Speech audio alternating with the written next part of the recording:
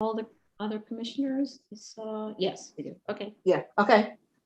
Good afternoon. This is the Board of Standards and Appeals Public Review Session for March 22nd, 2021, 2 p.m. No public testimony is permitted during the review session. The first item is SOC calendar, new cases, item number 18, 299-99BZ, 8-16 Malcolm X Boulevard in Brooklyn. Oops. Malcolm X. What? Says Malcolm X Boulevard. I'm sorry, I skipped to the next one before I got to this one. Sorry. So Kurt, sorry, that wasn't the first case. That's the 19th Street case that I sent. Okay.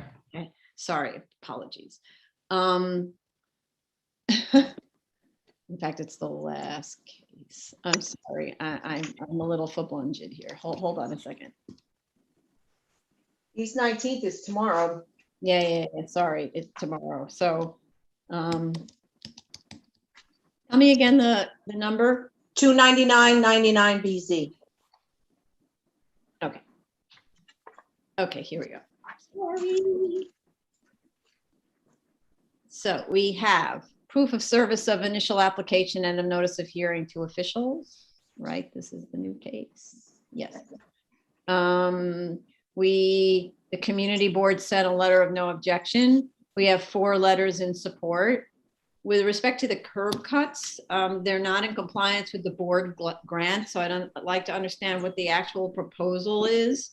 I don't know that this board actually has the authority to allow curb cuts over 30 feet wide, which is, I think, what's being implied by the submission, that they want to maintain an extra wide side curb cut. I'm not sure that we can do more than what DOT allows.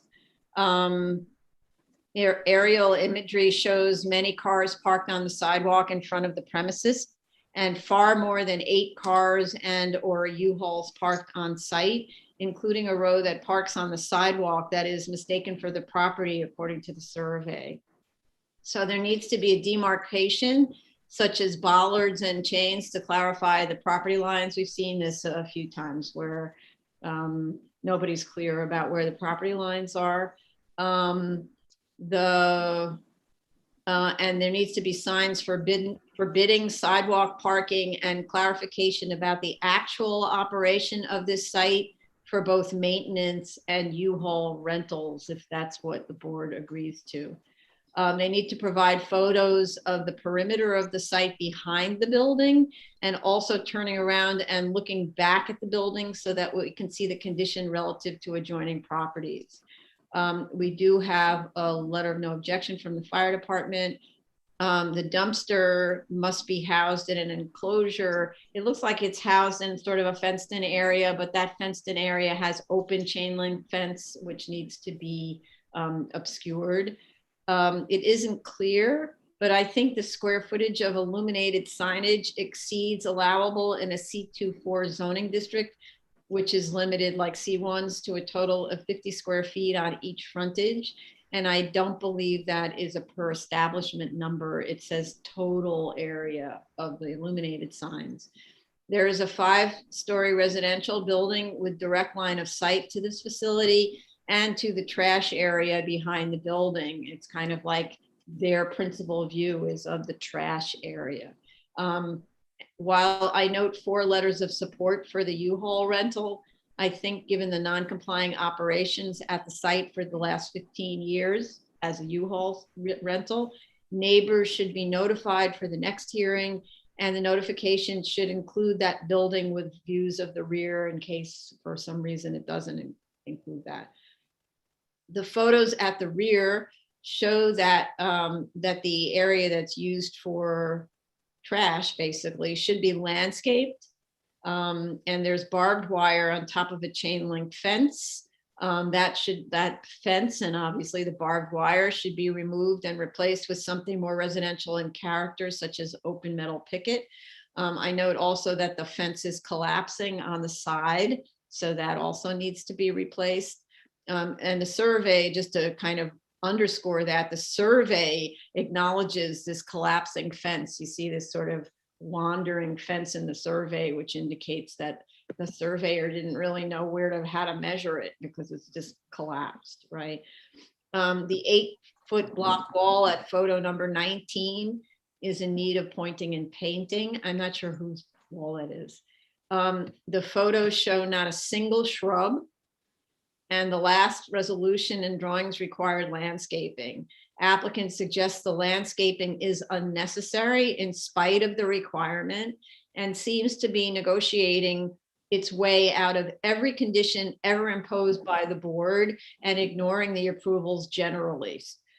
That's not okay. And the site is being asked to do very many things at once without concern for its impact on the neighbors. So each time the board requires something, the applicant doesn't do it and then does whatever it wants with the site. And then it comes back and it says, we don't even think we should have to do this thing.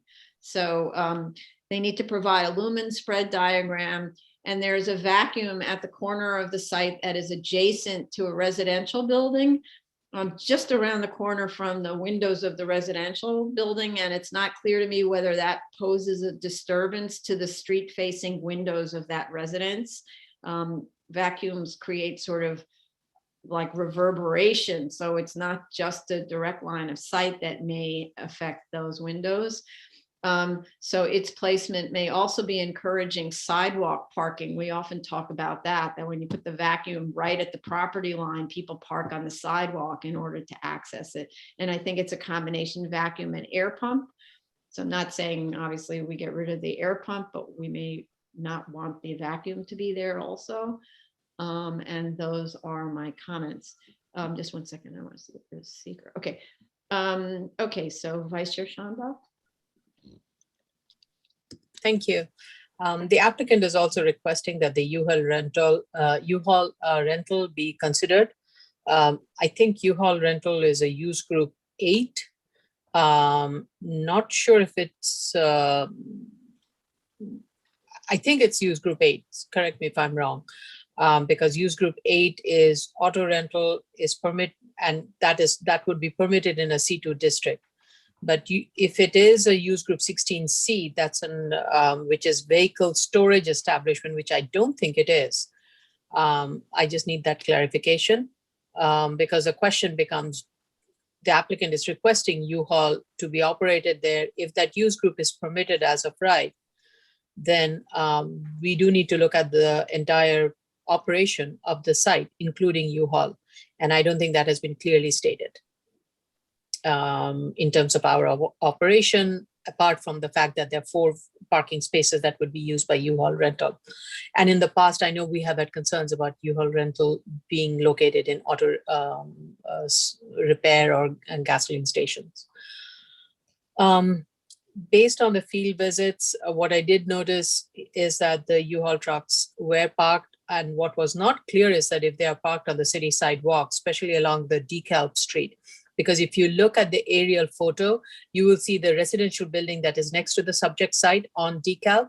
The fence extends out, and it extends out. It seems it would be on the city sidewalk. Not having a survey, I wouldn't know whether it's a city sidewalk or it is the private property. We have a survey. We have a survey. And we do? Oh, I couldn't find it. And the survey shows that that fence is beyond the property line. And that's a whole other subject, but the fence of the neighbor is beyond this property owner's property line. Okay, I was looking for it. Thank you. Now I just saw it. Okay, so then definitely the parking space, because the parking spaces of the U-Haul trucks, they are running along the residential fence line. So they're extending all the way up to the residential fence line. So which is definitely not allowed. So based on the survey, there are 4 U-Haul parking spaces. And so demarcation of these and bollards, or having some kind of a landscaping fencing along that property line along DeKalb would further clarify the separation. Because I think there's enough space between those 4 parking spaces and the property line to have like a fence or some kind of, now we have seen successful above ground landscaping. Yes. So even that possibly can be considered to ensure that there wouldn't be any encroachment. The vacuum cleaner, yes, I was concerned because when I was there, it was in operation. Though the residential unit that abuts it, the window is a little bit above the street line. And so I don't think it's more the vibration, it's the noise. Right. And it's not during the daytime one feels it because Malcolm X Boulevard is an active road. There is a bus route along that. So it's really at night that can become a nuisance. And the site does need a lot of sprucing and cleaning. It is not in very good condition. The parking spaces need to be striped. And the fence along the rear lot line, as you mentioned, is in poor condition, and the barbed wire needs to be removed. We do not have a maneuvering plan, so that needs to be provided, especially trying to figure out how the U-Haul truck and all of that would be navigated, along with there's an air machine that I'm not sure if it is along the path of the maneuverability. So those need to be looked at. In a different air machine from the vacuum? So I did not, actually, I don't think I saw an air machine by the vacuum, but the air machine I saw, it's located at the corner of the one-story building. It's behind the gas pump. I think it's a combined air vac. That's what. Okay, maybe because I didn't see a separate one. I just saw the vacuum machine, but I saw a separate air machine that is located right at the corner of the, where would I say? Let me just enlarge the photo. Sorry, the drawings. Where it says concrete. If you say existing awning, then it says concrete, and there's an air. There's a little arrow. Next to, if you look at the parking spaces 5, 6, 7, 8, and after that, there's a one-story building, and next to it, to the right of it. So that's where I saw it. So it seems like that's right in the path of the maneuverability. So that's why I'm raising that question. Oh, I see. Yeah. That's the one I saw being used, and the vacuum machine. And also in terms of the maneuverability plan, it will help us to understand which of these curb cuts are being used for entrance only or exits only. It wasn't quite clear because my feeling is some of them should be just entrance as opposed to entrance and exit. Okay. Anything else? No, that's it. Thank you, Commissioner Brown. So I just want to say that this site is relatively small for all of the uses that are going on here, because you have gas sales, you have auto repair, you have a small convenience store, and you also have the U-Haul. And because of all of those uses in that small site of only 10,000 square feet, you have cars parked on the sidewalk. And I actually snapped a photo that shows a car parked on the sidewalk, not close to the apartment building, but between the two curb cuts on Malcolm X. And I think the reason why is because you've got more than 4 cars awaiting service. You've got more than 4 U-Haul trucks. There were about 5 or 6 of them, and they're double. There's 2 rows of U-Haul, basically, at least when I went on my site visit. And all of that is making it very difficult for the cars to actually maneuver on the site, let alone park if they're not at a pump getting gas. And so I don't think that the U-Haul needs to be legalized. Just because they want it doesn't mean that they should have it. And I don't think that they're demonstrating to us that they can coordinate all of these different uses so that the auto service stations use as a whole does not spill out over into the public domain in terms of sidewalks. And so that's my biggest issue with this. I agree with you on all the other issues, breaking down the signage by frontage and not by use, moving the vacuum station away from the side of the building to another side of the lot, ripping up the pavement on the northern and the western portions of the lot and installing landscaping as a buffer, and also getting rid of the barbed wire. Okay, thank you. Okay, Commissioner Sheta, thank you. Thank you, Chair. I agree with what's been said. I do have concerns regarding noise, regarding spilling light on adjacent properties. I can see from the Google images that there are partial parking on the sidewalk.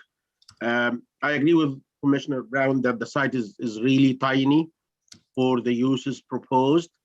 And I was anticipating that they gonna be proving to us that we could handle it. But apparently they haven't submitted any maneuvering plans.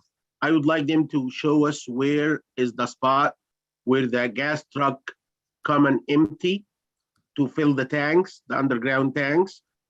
I'm not concerned about maneuvering for like the PCUs that are coming to the station to fuel, but I'm really concerned about the delivery truck for the gas itself. So I would like them to show us how this process is being handled.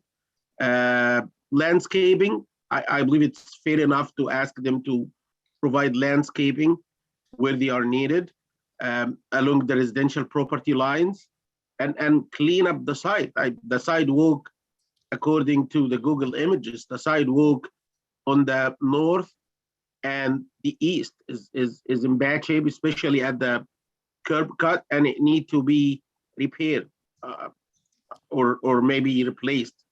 So they need to like consider all that and like prove it to us that if they are willing to keep the U-Haul, and I'm suspicious that they can, they need to prove it to us.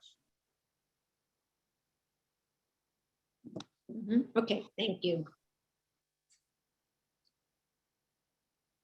Commissioner Shabeta. Thank you, Chair. I share the board's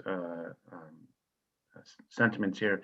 I don't think that this site. I think the site's way too small for the amount of uses that are currently on it.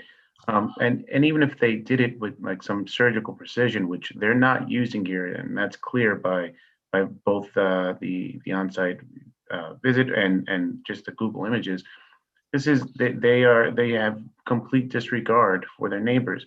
I don't want to be redundant, but the U-Haul trucks are backed straight up against the property line, right, like it's as if they're welcoming the neighbors who are coming in and out of their homes with the exhaust that's going to come from those trucks when they start on.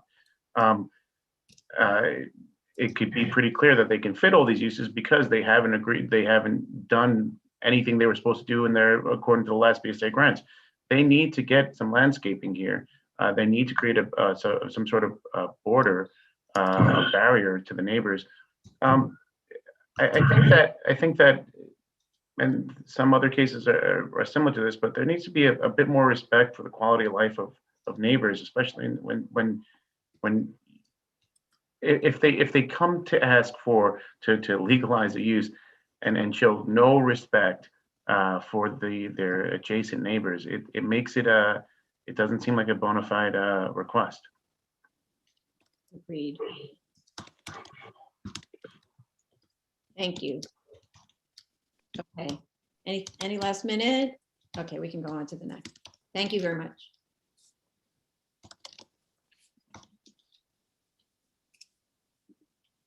Okay. New case item number 194208 BZ 182 Girard Street, Brooklyn.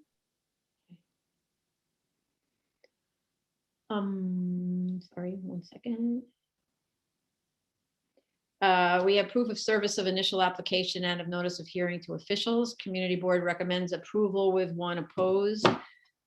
Since the building floor plate and framing to the second floor is in place, They should provide a site survey to verify the assertion that the width of the building was actually reduced. They're claiming it's reduced, and from that, they end up grabbing some floor area they didn't have before. Bubble drawings where the entire floor is bubbled are useless. If, as claimed in the statement of facts, the only changes to the project are the attic, then why are the entire first, second, and attic floors bubbled? And if the width of the building was reduced, then why is the floor area at the second floor increasing? And they need to provide floor area and lot coverage calculation diagrams to support their claims about what is floor area and what is lot coverage. They need to demonstrate retention of the existing walls as shown on the approved plans. And I'd like them to clarify for the record, was this permitted as an NB, a new building, or an alteration type 1 application? Also, there are dashed areas along the perimeter walls shown in proposed drawing A 1.3. What are they? It's quite strange that they're dashed out like that. I don't know what it is. DOB objected to the floor area calculations at the roof. We have their objection sheet stating, or it's really at the attic, stating that the entire attic area counts as zoning floor area. So I'd like to know, how does this project as proposed respond to that objection? Based on sections, the roof is completely occupiable, so would be far in excess of the 1,200 square feet claimed. And if it is not for, quote, living as claimed on the drawings, then why is there a grand stair to the attic and huge dormer windows up there? We've seen this done before as a way to get around the zoning floor area, and that's not what this special permit is available for, especially in the area that's supposed to be open to below, as it says on the attic floor. According to the plan, it says open to below, but it isn't open to below according to the section. So for me, this is a pretty transparent effort to take advantage of an entire attic as occupiable area, livable, occupiable area. Without DOB's determination, I don't want to look at it. So DOB then has to determine, so go back to DOB and have them determine for us how much floor area is in the attic. And also understanding that we do not exceed 1 FAR for the special permit. Also, DOB needs to verify that the dormers and attic profiles comply with maximum height regulations, because I actually didn't understand anything about that. The roof just kind of goes up straight like a complete third floor. And then they have these dashed lines of triangles, which is supposed to be indicating dormers. But meanwhile, they're not really dormers, and they're not showing how they meet the dormer regulations or anything. So again, I don't want any part of our reviewing that. DOB has to determine what the floor area is and whether those so-called dormers or whatever they are, attic profiles, actually exceed maximum height regulations or not. Because this is an area where you're supposed to contour the shape of the roof to fit within that envelope, and I can't tell whether it's doing that. They also need to cite to the correct sections in the zoning resolution with respect to heights for elevated buildings, which I'm actually not seeing them do on the drawings. Those are my comments. And in terms of the attic floor area objection, it's very instructive what DOB said. I don't think we were ever aware of DOB's sort of policy on what's floor area in an attic. So I'm just going to read what it says. And it's referring to TPPN number 13 of 88 and DOB memo 84 of 88, which I'm not sure I'm aware of. And it says, attic as floor area. In order to be considered attic space within the intent of the exemption from floor area pursuant to section 1210 of the zoning resolution, the following guidelines are to be used. The exterior sidewalls enclosing the exempt attic area are not to exceed 7 feet in height. So if I just look at the exterior sidewalls on this proposed attic, it's well in excess of 7 feet. And then it says the space contained between the finished ceiling of the attic area and the ridge of the roof construction is not to be used or usable for any purpose except normal household storage when properly designed. Then it says attic space and floor area. Fixed stairs are one of the factors considered when reviewing a plan for arrangement and design. For considering floor area when there is a clearance height of 8 feet or more between roof ridge and floor, and also for minimum clear ceiling height of, I guess, 8 feet for habitable rooms as required by section 72-751 of the building code. And then it concludes with respect to whichever drawings they were reviewing. So I'm not sure if it was these drawings or previously submitted drawings. It says, total attic floor area counts as zoning floor area due to the conditions above. Maximum zoning floor area of 6,160 square feet has been exceeded, revised design to comply. So I don't know whether what we're seeing is a revised design to comply or they're holding to it, in which event I don't know how they're complying with this objection number 4 that was submitted to us. Okay, so just to clarify. All right, Vice Chair Shanda. Madam Chair, do you want to take Darrell's question? He Oh, has. yes, go ahead, Darrell. I didn't see his hand. Yeah, go ahead. Oops, you have to unmute yourself, sorry. I just want to make a note, we received plans on Friday evening. Can't hear you, Darrell. We can't hear you, Can you hear me now? not very well. Okay, hold on a second. Yeah, now it's better, much better now. Okay, we received plans after, on Friday evening, on proposed plans. I'm not sure what the changes were. It didn't have a, cover letter to it. I didn't see it till this morning.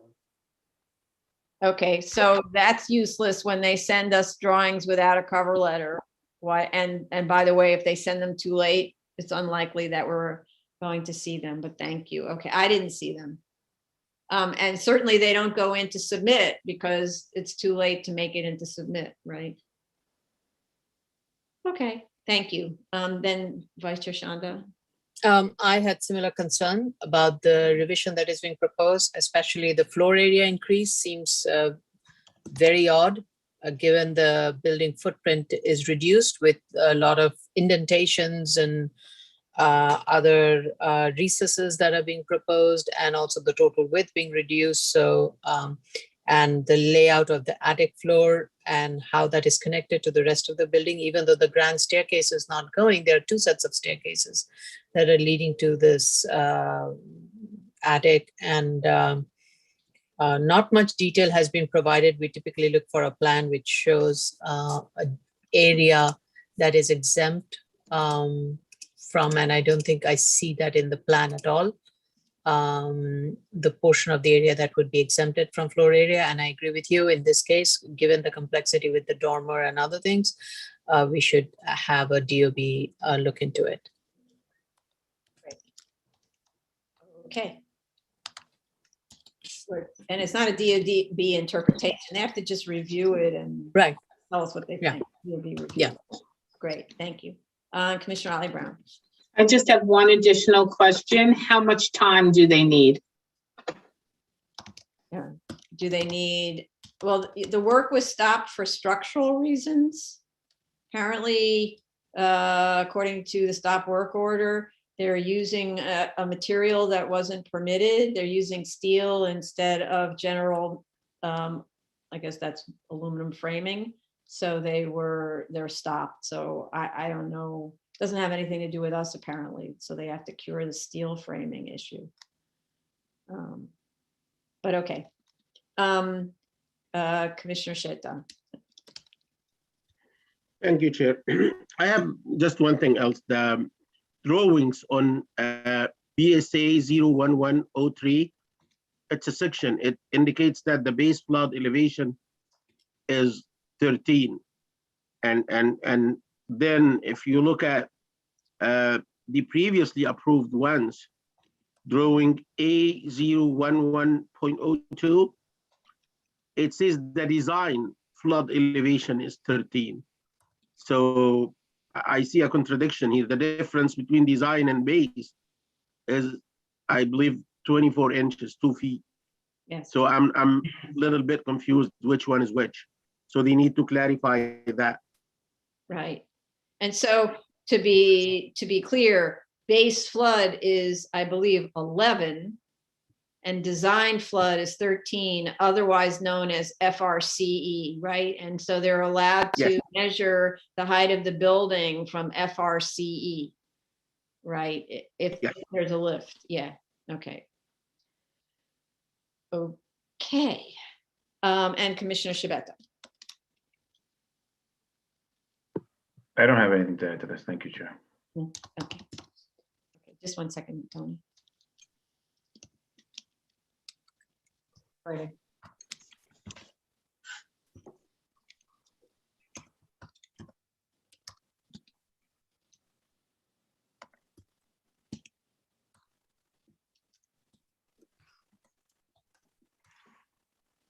Okay, Next item, new case, item number 2016-4340BZ, 13102 40th Road, Queens.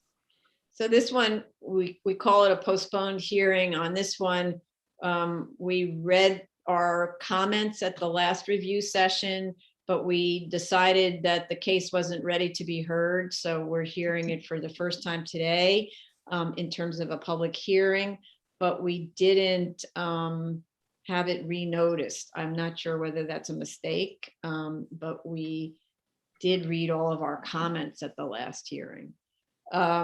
So moving forward without it renoticing, and we can decide whether that was an error. We're trying this one again, as the submissions and the folder organizations prior to the last hearing were a mess. Our comments were very detailed at the last review session, and it actually upset me enormously. And so today I am trying to be calm, and I was trying to be calm in my review of the submission. There are 2 sets of bubble drawings that were submitted, a blue bubble and a red bubble set. I'm ignoring the blue bubble set because I don't want to know how wrong the last set of drawings were. I want to look only at the difference between what was approved previously and what is being proposed now. So that's the red bubble set. There are bubbles and a list of changes. However, the bubbles are supposed to be numbered so that you can follow along with the annotations. They're not numbered, so the review is more difficult and potentials for misinterpretation much greater. So bubbles are always accompanied by number of the revision. So you can say, look, revision number 1. Where's revision number 1? And then you can see exactly what the bubble is showing and follow along with the bouncing ball, sort of. We learned at a series of hearings on another 7366 application, in concert with that applicant's counsel and Mr.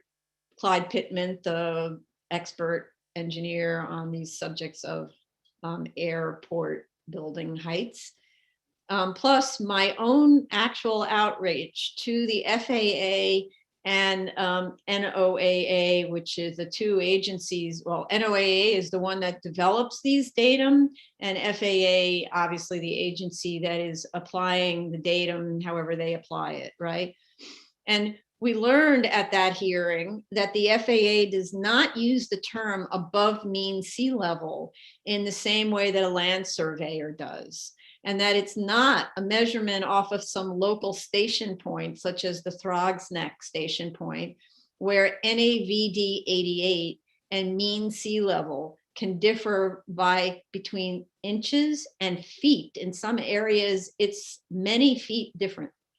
Instead, FAA's mean sea level station point is actually not anywhere around us. It is near the mouth of the St. Lawrence River in the town of Rimouski, Quebec, Canada, which is also the datum benchmark for NAVD 88. Consequently, under the FAA's interpretation and review, NAVD 88 and measurements above mean sea level are the same. The submitted drawings show these figures are different. So unless something has changed at the FAA in the last month, they're incorrect. We did not discuss with FAA and NOAA their review of the National Geodetic Vertical Datum, which is being used here, NGVD. But again, I doubt the drawings are correct, that it is the same as above mean sea level as used by the FAA. And according to NOAA, NGVD 29, which is what they're using, is not the same as mean sea level as understood by local station points. So I actually don't know, and I don't really need to know about NGVD 29, but for sure the NAVD 88 numbers are wrong. So my understanding is that in applying for the height determination from the FAA requests above ground level measurements measured above NAVD 88. But the submission to the FAA for this project on Form 7460-2, which is what we've been asking for since this conversation with the FAA and NOAA, the submission of that form states, does not state what the vertical datum is, and as described below, is not consistent with the survey. So the site survey states that it is in NAVD 88, not NGVD 29, and not in above mean sea level as shown on the drawings. The survey appears to indicate that the average grade along 40th Road property line is 8 feet plus or minus in NAVD 88. So then how in the world is ground level on the drawings and the FAA form 12 feet? That's a 4-foot difference. FAA measures height above ground level, and this indicates, as I said, a 4-foot difference between the survey and the supplied data. And more confusing still is that I looked up the ZD1 that's available on the BIS website. The ZD1, which was filed in July 2020, shows average curb level at elevation 7.29 and grade elevation at 10 foot 6 inches above mean sea level, from which above grade level is measured. The ZD1 also incorrectly shows NGVD being the same as above mean sea level, unless it is. Maybe it is, but certainly NAVD 88 is not, is the same as far as FAA is concerned, right? So it's actually two different discussions. If a surveyor is looking at it, it's one answer. And if the FAA is looking at it, it's another answer. I was very concerned about this with the submission early on, and I asked that the applicant reach out to Mr. Pittman to review the drawings, but it's frankly not Mr. Pittman's job to review the drawings. And so he submitted a letter on Thursday stating that the site survey is consistent with the FAA approval, but I actually don't see upon what he makes that statement, because the site survey shows a 4-foot difference between grade level and what was submitted, ground level, and what was submitted to the FAA. I just learned also, just for everyone's information, and things are going to get more complicated next year. NOAA is getting rid of NAVD 88 and what's known as NAD 83 next year to be replaced by what's described as a more accurate GPS-based system. So I don't know how the FAA is going to respond to that, but all I can think of is going to be one more thing that the board has to consider when it's reviewing these applications. BSA P14, that's the drawing number, has a chart that lists many building elevation reference points, but these reference points are not shown on the site plan. The previously approved drawings numbered the points and showed them on the site plan. That needs to be done here. And not all of the heights shown on the elevations and sections refer to an FAA reference point, there should be a notation at each FAA reference point on the drawings as well, because there are many reference points. There's a big list, and those should be shown so that it's clear which ones we're talking about. And that chart, which is provided, is all about heights and datums, and it needs to be carefully studied and corrected as discussed above, because NAVD 88 and above mean sea level can't be different numbers. Furthermore, the chart indicates height increases at certain points of almost 100 feet. But since the points are not shown anywhere on the elevations, sections, or site plan, it's impossible to know where those changes are proposed. And the bubbles and shading don't indicate any differences in building massing. So that's what the bubbles are for. What's the difference between this drawing and the last drawing? And so if you've changed entirely the massing of a building on one of the frontages, you have to bubble it. Otherwise, you're saying there was no change. There's also no indications on the site plan where the elevations and sections are taken. The FAA approved points vary according to the point, but range from 228 feet maximum height of 231, range from 228 maximum height of 231 above ground level, and 240 to 243 above mean sea level, which must be shown correctly on all the drawings in NAVD 88. In other words, there are a bunch of different approved points by the FAA. Those need to be shown correctly on the drawings in both of those measurement scales. And I've recently learned also that the FAA assumes inaccuracies in the surveys and includes what's known as a safety penalty factor of 20 feet on its initial reviews. And I'm thinking, because it's been so impossible to get the applicants to understand how to read their own surveys and how to interpret this, that maybe what we should do is have some sort of a penalty factor that's just retained, like 20 feet, that's a safe penalty. But the other thing that I note is that the FAA will remove the penalty, the 20-foot penalty, when it receives what they call a quote certified survey. So I'm concerned, and so they reduce that penalty to 3 feet, which is very tight. And if that's what they do, that's just what it says on the document that I read. So what I'd like to know is what we have in the application materials, such a certified survey. If so, that makes me really nervous because it's off by 4 feet. So 3 feet's obviously not enough of a penalty. And I'm kind of like, why don't we BSA just impose a 10-foot penalty, and that way we don't have to worry about this.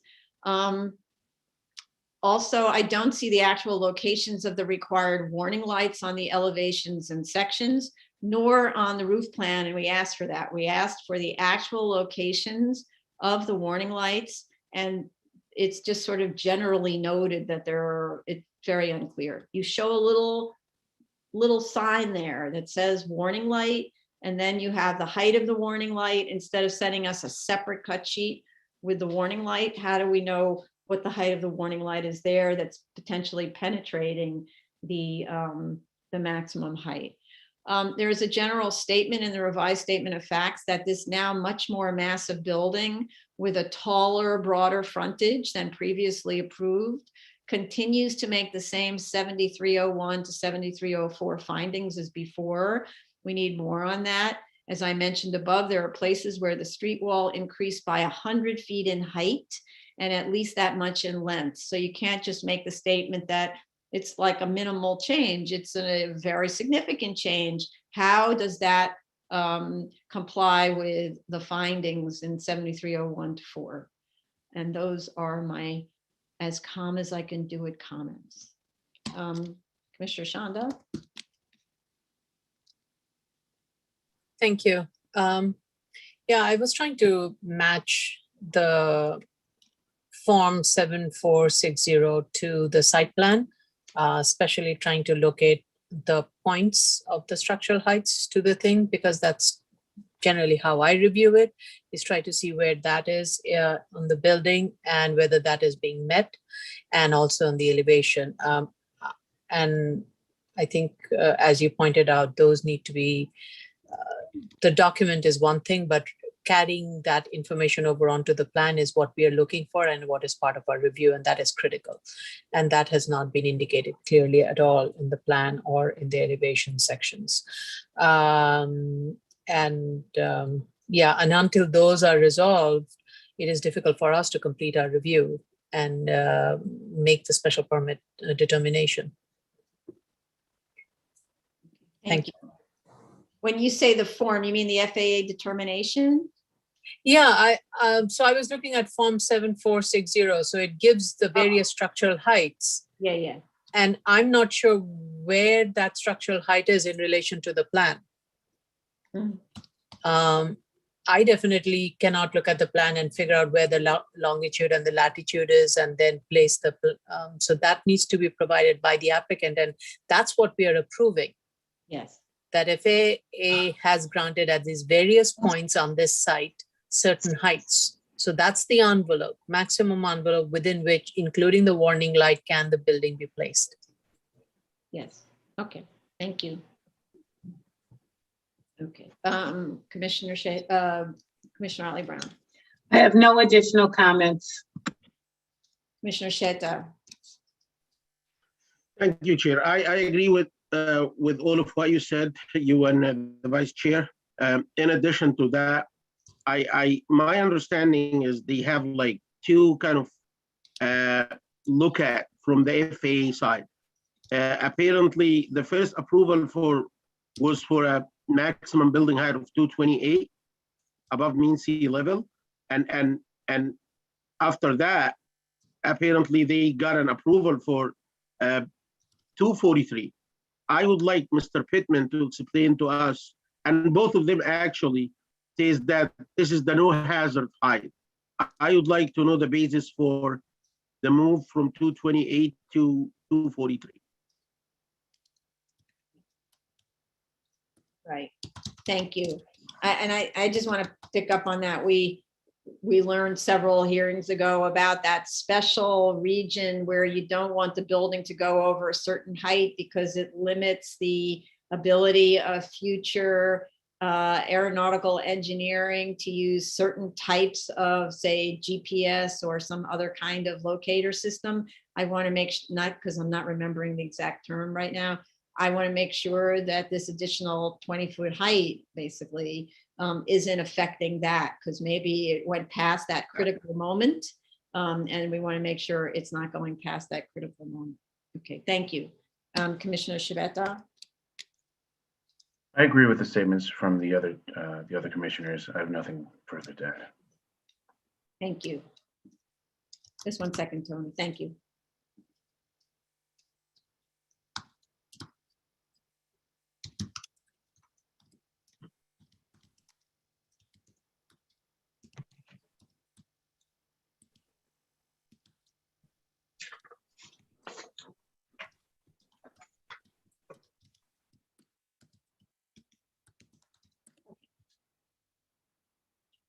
All right. Okay, this concludes the public review session. We'll now commence with the public hearing. So now we're in the public hearing, March 22nd, 2021, 2 p.m. session. The first item to be discussed on the SOC calendar, new cases, item number 18-299-99 BZ 8-16 Malcolm X Boulevard, Brooklyn.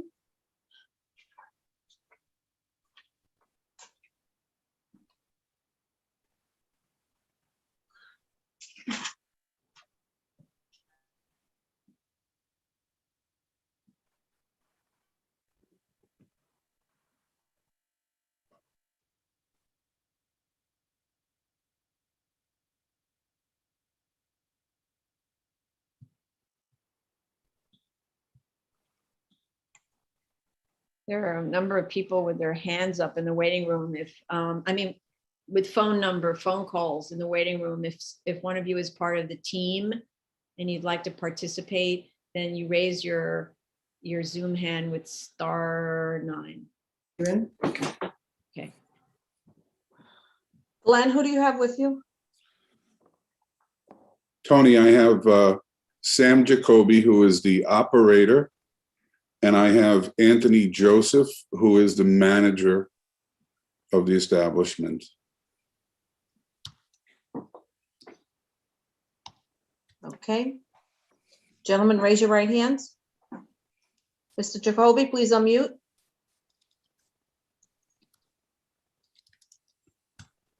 Mr. Jacoby?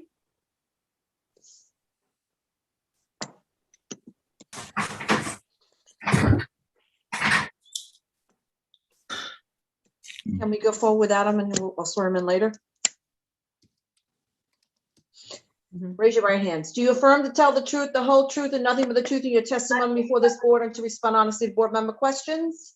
Tony, I have I do. Sam Jacoby, who is the operator, and I have Anthony Joseph. Please turn off. Glenn, you're on a double thing. Turn it off. Yeah, Mr. Jacoby, turn off your YouTube video right now, because now I think it was Glenn, not Sam. whoever that was. I think I'm off, Tony. I switched off immediately after. Is it still?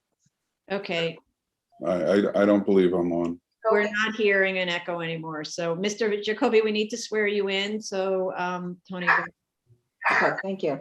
Do you affirm to tell the truth, the whole truth, and nothing but the truth in your testimony before this board and to respond honestly to board member questions? Yes, I do. Okay, Mr. Catrona, please proceed. Someone has their YouTube video on. You must turn it off right now. The video has to go off. One second. And I have Anthony Joseph. Glenn, you're on a double thing. Turn it off. Yeah, Mr. Jacoby, turn off your YouTube video right now, because now we're. Okay, maybe that was it. I think that's good. Okay, go ahead, Mr. Catrona. Thank you very much. Madam Chair, Vice Chair, Commissioners, and BSA staff. My name is Glenn Catrona of Catrona Architecture PLLC. I'm here representing MX Fuel, Malcolm X, also known as 8 Malcolm X. Listen very carefully to the YouTube and the commissioner's comments, the chair, vice chair's comments, and if it would be okay, I'd like to start by addressing that. I do have the operator, Sam Jacoby, here, and also Anthony Joseph, who I would ask to assist at certain levels, potentially to talk about operational matters. But if it's okay, I'll just get started here. Madam Chair, very clear about the adjoining properties. We do know that there's an existing, it's a 4-story multifamily residential building on one side, and then there's a set of row homes, 2 family residences on the DeKalb Avenue side. You made a comment about the enclosure for the trash containers. Yes, it is behind the fence. It's on the side of the building. One thing that I would like to say about the adjacent building fronting Malcolm X, there is a 4-story brick wall, lot line wall, no windows present in that wall. And so there's no visual to the side. What I would like to ask is if we introduce privacy slats on that front gate, and I'll get to the landscaping shortly, but if we were able to enclose visually the 2 trash containers that are on the side of the building, would that be acceptable? Because it's in an alley behind the fence in a small area there, rather than introducing a second enclosure at that particular point. How about we just go through it, and then I can ask for potential recommendation there. We'll do what we need to do to screen that. You brought up the signage. The only thing that's in non-compliance is a vinyl sign that's on the face of the building. They accepted a new tenant. I will take a much closer look upon next submission and address the frontages and take a closer look there. But I will tell you that the signage will comply. There's a minor variance there. So you had mentioned for our next hearing to alert the neighbors and potentially have the neighbors on the next hearing call when the matter of the U-Hauls becomes a topic of discussion there. I have no issue with that. We come to this board, we swear in. My MO is to come to this board and just be absolutely responsible for telling the truth the way it is. Yes, we don't have landscaping existing there. My clients know the responsibility of that. My statement there was to potentially look at the adjacent 4-story building. At a certain point, planting was there based on the conditions, low soil conditions, nothing lived. One of the thoughts that I had considered was potentially introducing maybe a living wall, which I think is, from an architectural standpoint, more purposeful there, because it's a lot line wall. It's not too pretty to look at.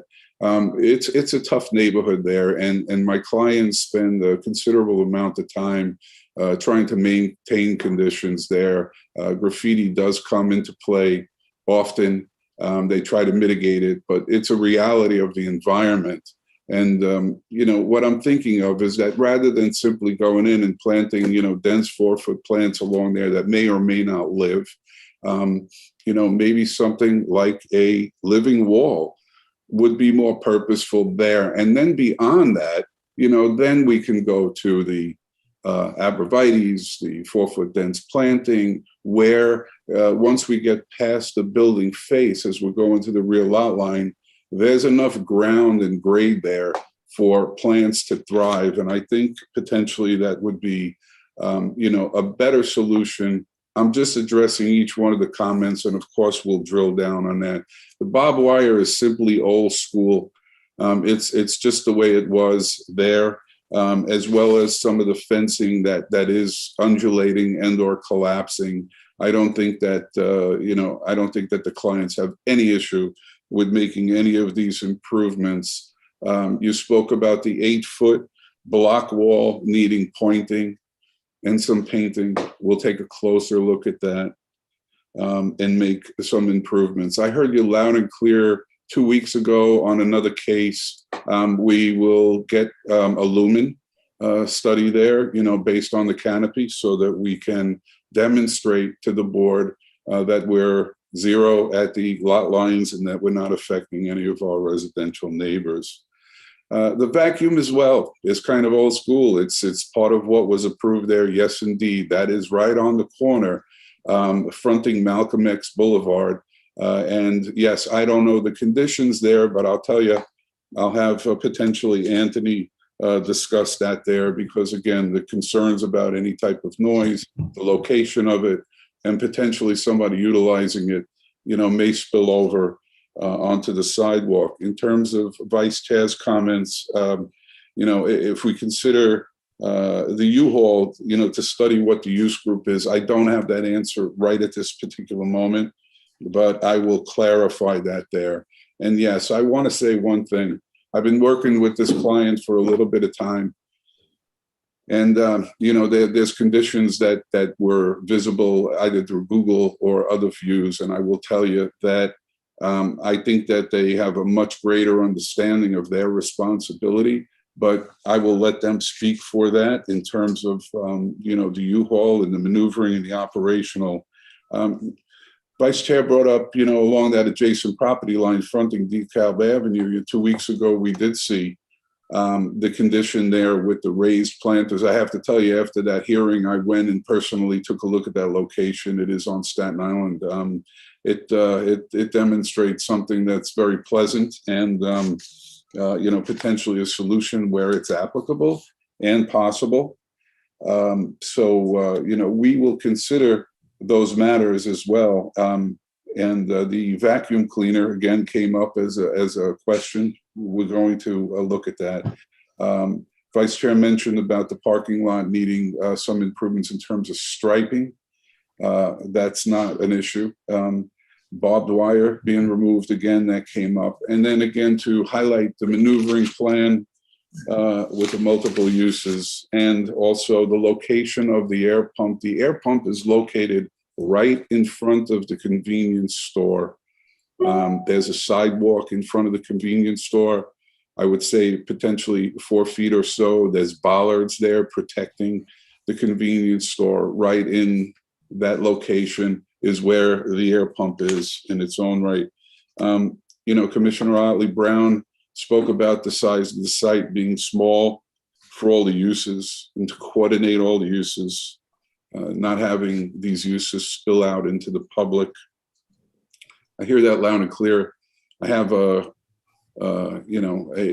need to spend some time, some critical thinking and really look at this here and lay this out and put something forth to you folks that would be at least graphically illustrate how these uses potentially would be mitigated moving forward so that it's, puts us in a position to talk.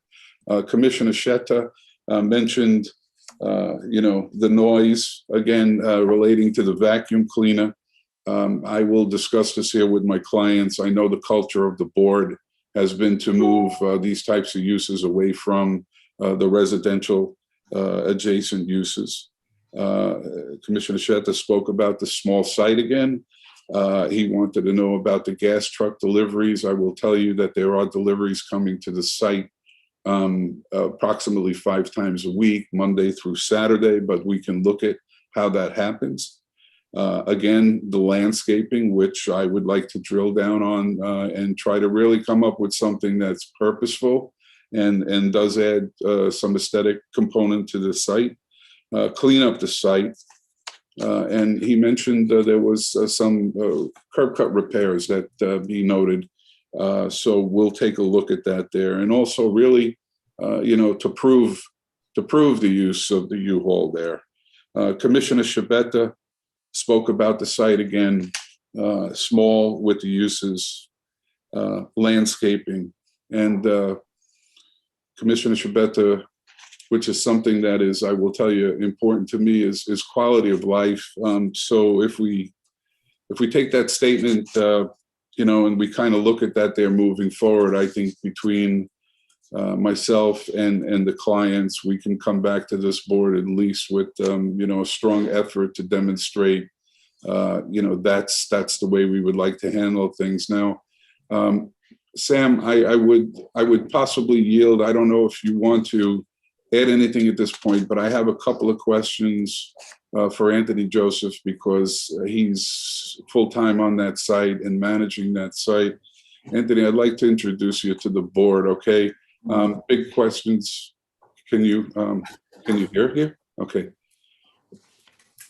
Big questions are coming to us in terms of how can they look at this here and the uses that we're proposing in addition with the U-Haul, how, I mean, some of what they saw and how I will say you folks have been really working to, understand how to lay out the site and what the responsibilities are of keeping vehicles and the neighborhood safe.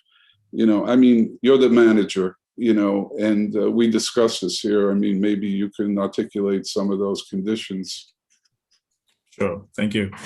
Good afternoon, commissioners. Can everybody hear me? Yes. Yes. Okay. All right. So my name is Anthony Joseph. I'm the site manager, and I've heard all the concerns about the U-Haul. If I should just add, the amount of U-Haul we have on site is basically what we can fit on the lot, which at this time is 4, sometimes 5. Sometimes we get drop-offs, but they don't stay 1 or 2 days and then they're gone. We do not park the U-Haul on the street to compete with the residents for street parking. All the U-Hauls are kept on site. There are times when there may be U-Hauls parked on the street and we do get complaints from the neighborhood, but those are not usually our trucks. What some customers do is that if somebody moves, let's say, a few blocks down the road, they will park their trucks close by. We don't have keys for it, and we let the neighborhood know that's not our truck. But every truck that we have, every truck that's assigned to our location is parked on our lot and not on the street to park and compete with the residents for the precious few parking space. I'd just like to add in terms of the quality of life, Commissioner Shibeta, I know you mentioned a bit about the trucks being running and could be contributing to pollution. You're talking about the exhaust from the trucks. I'd just like to say that U-Haul trucks are one of the most environmentally friendly ways of moving that people have. The trucks are not on the lot idling at any time. If they're on the lot, they are parked and clean and ready to go. When they start it up, it's just to drive out. When they're running is when they're coming back in. So we do not have trucks on the lot idling, contributing to any carbon pollution. In terms of the CO2 emissions, the U-Haul trucks, U-Haul has done a study in terms of the sustainability of their trucks, that every mile a U-Haul truck drives eliminates 12 pounds of CO2 emissions in the environment. It means that every truck we have here eliminates the use for a small business owner or someone who wants to start a moving business to have their own trucks. These trucks are used by 2 or 3 people a day sometimes. So by having one U-Haul truck here, we eliminate several pounds of CO2 emissions from this neighborhood. So when it comes to carbon emission, to your point, Commissioner Shibeta, U-Haul trucks actually do a better job in helping eliminate carbon emissions from the community, as opposed to everyone going out and buy their own trucks. And the fact that the trucks are so close to the customers, which means that they'll be driving a lot less, which means, of course, less time on the road, less traffic, and by extension, much less carbon emissions. So I just wanted to point that out on it in terms of quality of life concerns. I think the trucks really do help there. So, I'd like to just interrupt you for a moment, and I appreciate what you're saying here. And naturally, I do. There's significant evidence to suggest that rental of these type of vehicles create a smaller carbon footprint, and I've read that literature, and I appreciate your restatement of it. I wasn't referring to whether or not this is good on a global impact. I was referring to whether or not on the micro level it's good for the residents nearby. And I understand that when a car is traveling and it's on the low idle, that you're gonna have less carbon emissions. That makes sense. But when you start a vehicle up and your muffler is backed up against the door, against their garden, their front space, there's going to be exhaust that comes out of that vehicle. And when you first take off that car, that's when your revs are gonna, now, obviously, I'm not expecting anyone to peel out of the gas station, but that's when you're going to get your first bust out of emission, and usually a larger thing unless you're doing high revving, and while everything you stated I believe to be true, I don't think that requesting a barrier so that those, not only the pollution from the vehicle, by emissions, but also by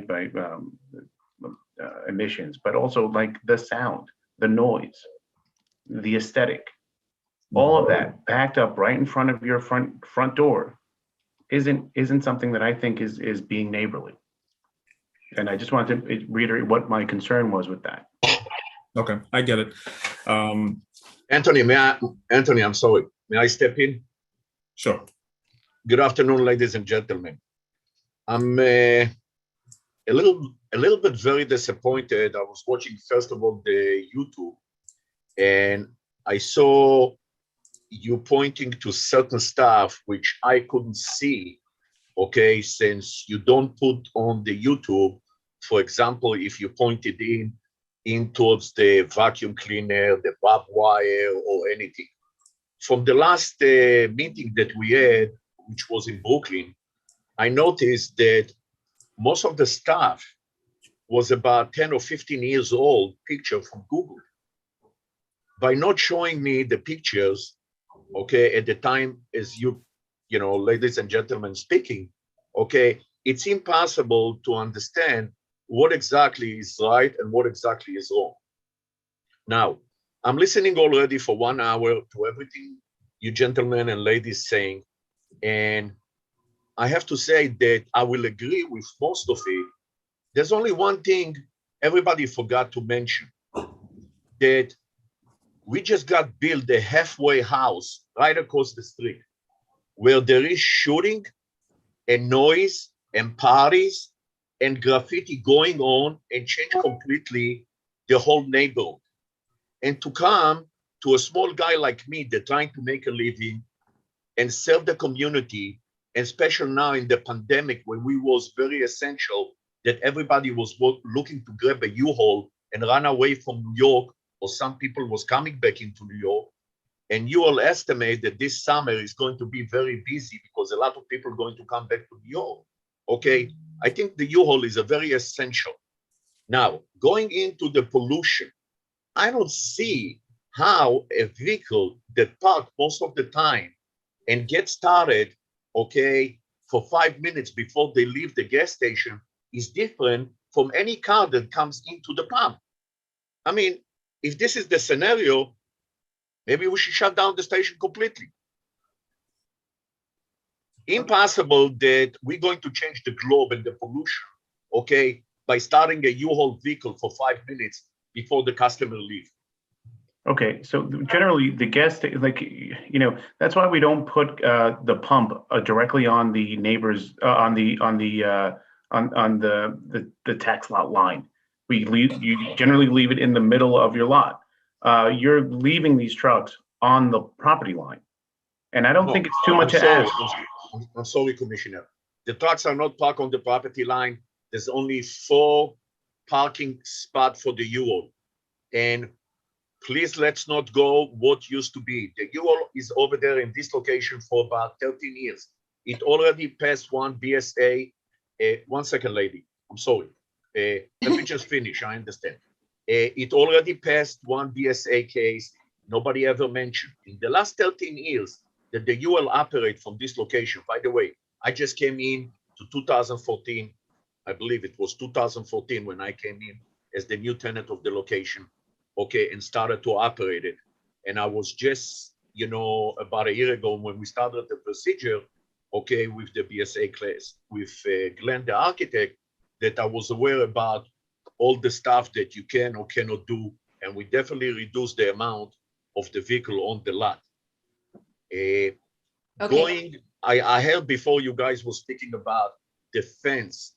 I just wanted to mention, we never put the fence. The fence was put in by the neighbor next door. I understand that according to the plans and the survey, the fence doesn't exist. People parking the vehicle on the sidewalk, not because we allowed it. Ladies and gentlemen, you got to understand the neighborhood of Malcolm X and DeKalb, what we're dealing over there. I cannot go and tell my employees to start to argue and fight with every customer from next door. Believe it or not, the people that leave the cars on the sidewalk and blocking for pedestrian, it's not our car, it's the people next door from the building. Not once and not twice, Anthony already argued with the people over there regarding not to park the car. And I have 311 calls. I have a few 311 calls. I think it's Ms. Brown, if I'm not mistaken. You said you came by and you saw some pictures, or you made a site visit. I am not sure that the vehicles you saw are actually ours, because I actually have had 311 calls to get vehicles moved from the sidewalk that had nothing to do with the gas station, nothing to do with U-Haul. It's usually tenants from the adjacent building that's parked there. There's a pickup trucks that park there with a canoe on top all the time. We've asked him several times not to do it, and he doesn't stop. Okay, I just want to say, now it's my turn to speak because I've listened to the two of you.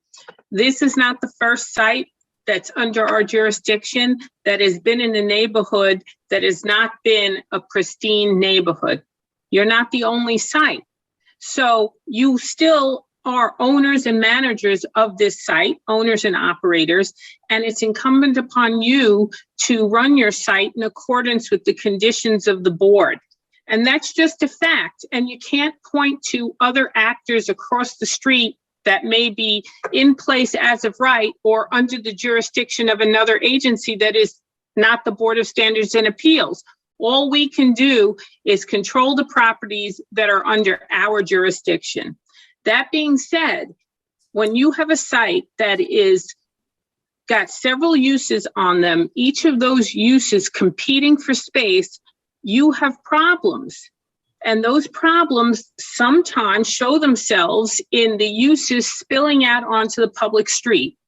When I went there, I saw cars parked on the sidewalk. Now, I don't know if they're your cars or if they're cars from the neighbor, but still, this site is within your control. Calling 311 is a good idea, but if it doesn't result in action by the city to remove the cars, then you're going to have to engage a private towing company. And that's what we tell other service stations that have similar problems, to post signs that say, if you are parked on the street illegally, you're going to be towed. If you're parked in this portion of the sidewalk, you will be towed.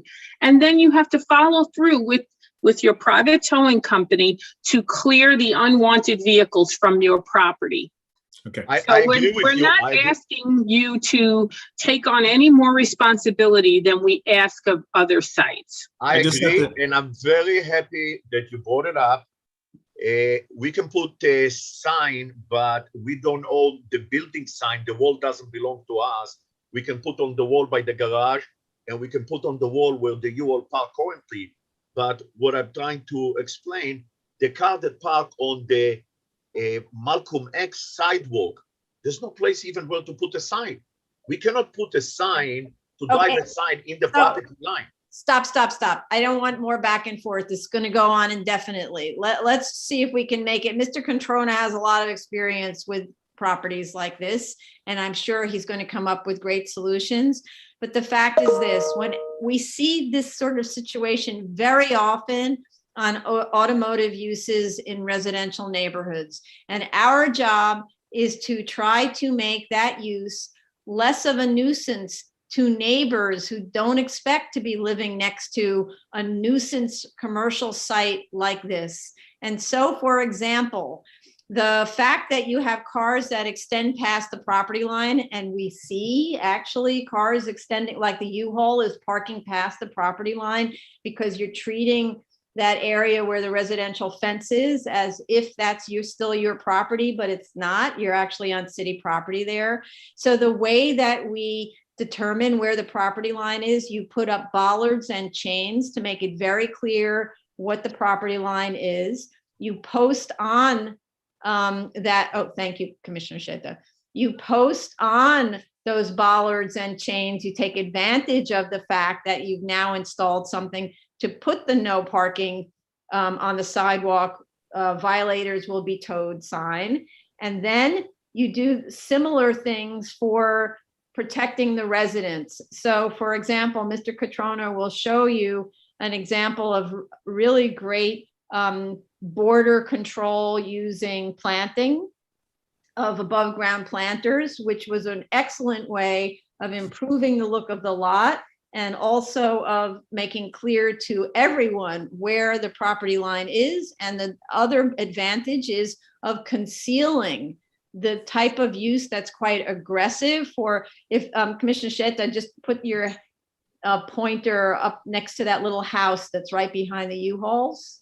That little house suffers because when they look out of their windows, they're looking at an active U-Haul activity or operation. And when they come in their little front garden all day long, they're dealing with, this is what Commissioner Chebeta's talking about, is the fumes from the U-Haul operations that impose on their. I'm sorry. I need to Stop. I listened to, as Commissioner Otley Brown said, I listened to you. You need to listen to me, okay? So there are those things that need to be addressed, and Mr. Catrona is really great at addressing them. So I know he is listening to this, and rather than fighting with us, it's much better to address these issues. Otherwise, we will just say that the U-Haul is an unpermitted use. And by the way, even though you say it was there for the last 13 years or something, It was never permitted. The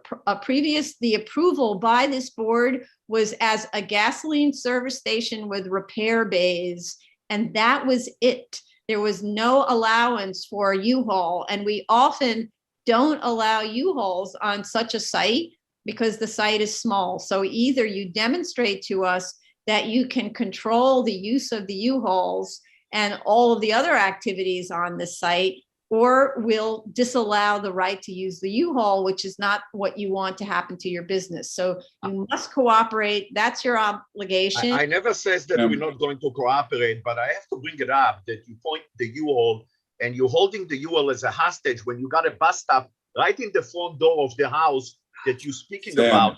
And a may bus, Glenn, please. Mr. Jacoby, don't go there. Glenn, there's a bus stop right over there for the last. Mr. Jacoby, do not go there. We're talking about constant activity on your site, and you have a commercial site in the middle of a residence district. Residents are used to having buses go through their neighborhood.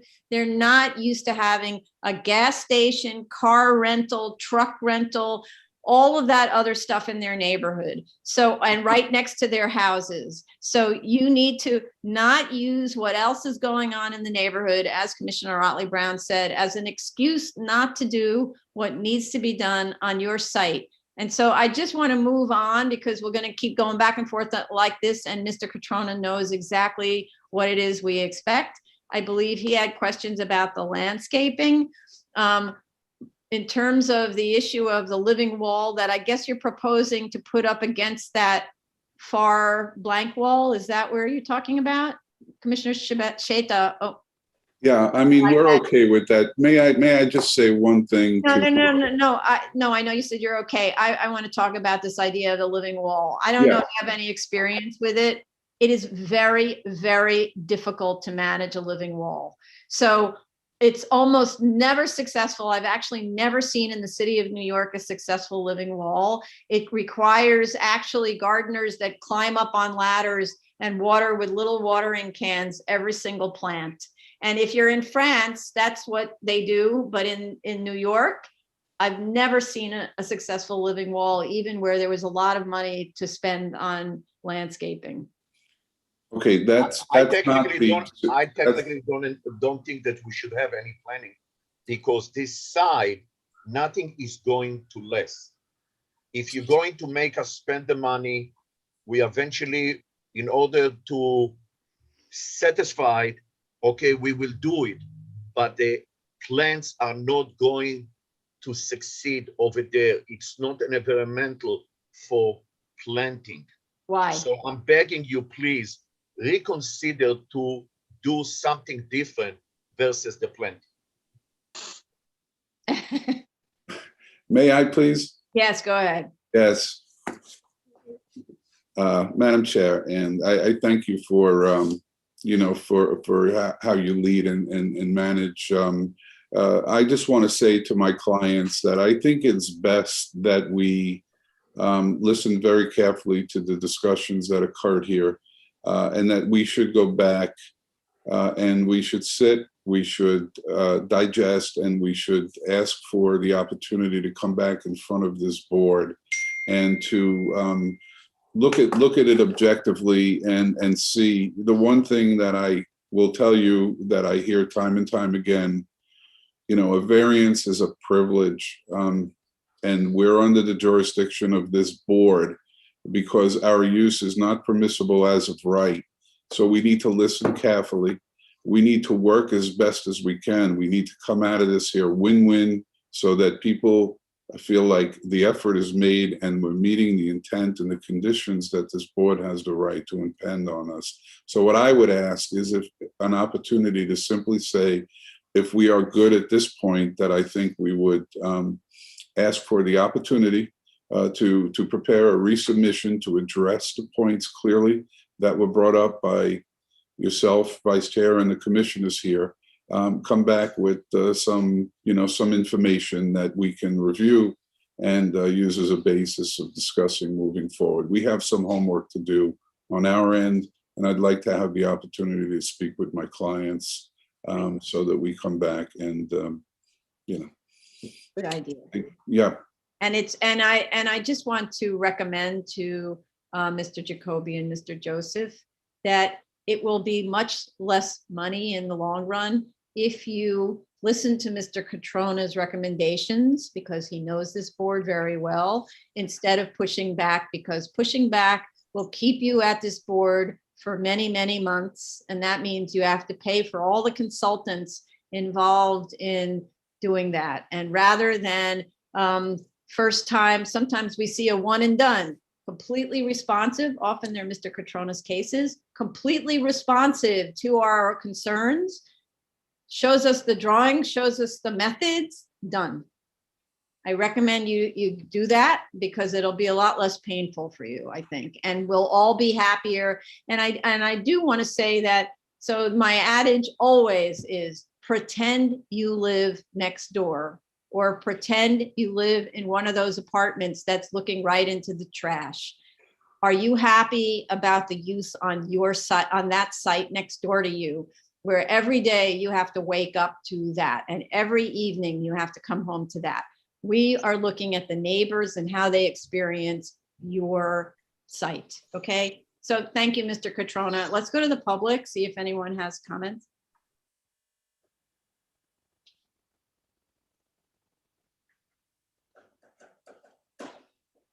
The item we are currently discussing is 299-99BZ, 8-16 Malcolm X Boulevard, Brooklyn. If you are wanting to call in, it's 646-558-8656. Zoom webinar ID number is 982-9119-1728. Passcode is 065386. If you are in the Zoom room already, please raise your hand by *9, pressing *9. And to unmute, it is *6. Okay, so while we wait to see if anyone is calling in or has questions, so there are a number of people in the waiting room. If you would like to speak, raise your Zoom hand, and if the person who has a phone number, you raise your hand with *9. Okay, so how much time, Mr. Catrona? You have to Madam incorporate notification to the neighbors. Yes. Yeah. I need a good 4 weeks to get with my clients and to put together the proper response to this board, looking at the maneuvering and the number of uses here, and really take the time to understand how that all works together and potentially review it. So. And lumen spread. Lumen spread is on my list. I got you. Yes. Okay, so you think 4 weeks is enough? Possibly 4 to 6 for submission. For submission. Yeah, that's what I mean, 6 weeks. Okay, I think 6 sounds more reasonable. Okay, thank you very much. Appreciate it. Well, I thank you all for your time. I really mean that. I appreciate it, and I wish you all to continue safety. Thank you. You as well. Thank you, Thank you. Jacoby. Thank you very much, all of you. Thank you. Thank you.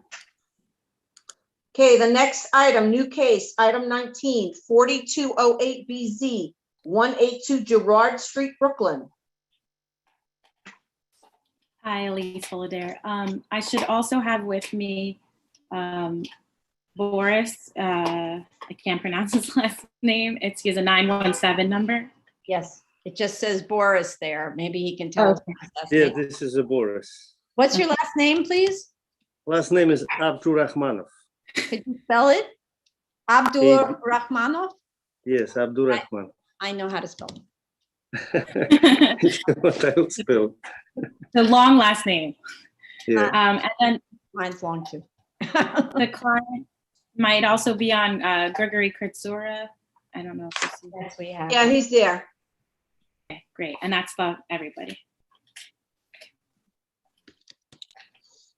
So Do you unmute, please? Mr.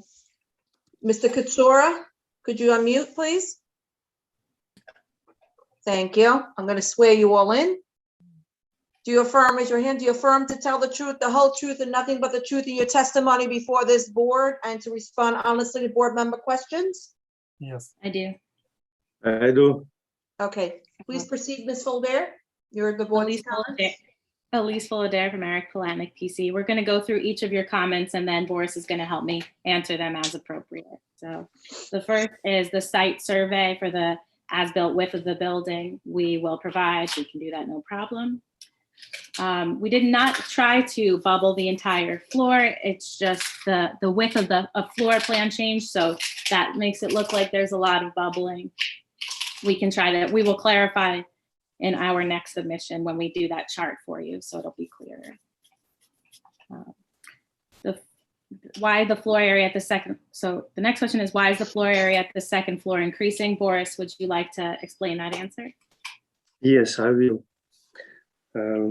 When we was written and supersede the original applicant, we find out an original approved PSA plan was mistake as a width of the building facing to Gerard Street, showing 42 feet 2 inches, and two side yards is 8 feet, which is discrepancy.